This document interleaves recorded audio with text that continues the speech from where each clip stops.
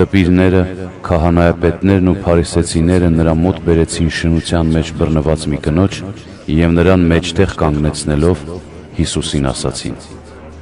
Վարդապետ, հանցանքի մեջ բռնված այս կինը հաստատ շնացել է, իսկ օրենքում Մովսեսը մեզ պատվիրել է այսպիսիներին քարկոծել, հիմա դու դրա մասին ինչ ես ասում։ Նրանք այս ասում էին նրան փորձելու համար, որպեսզի նրան ամբաստանելու պատճառ ունենան, իսկ Հիսուսը ցած նայելով մատով գետնի վրա գրում էր, և երբ նրան ստիպեցին հարցնելով, վեր նայեց ու նրանց ասաց. Ձեր միջից անմեղը նախ թող քար գցի դրա վրա։ Եվ դարձյալ ցած նայելով գետնի վրա գրում էր։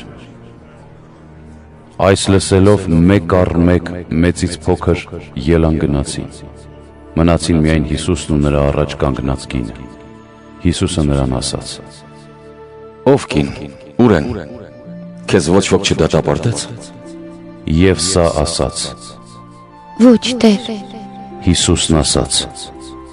Ես էլ քեզ չեմ դատապարտում։ Գնա, այսուհետև մի մեղանչիր։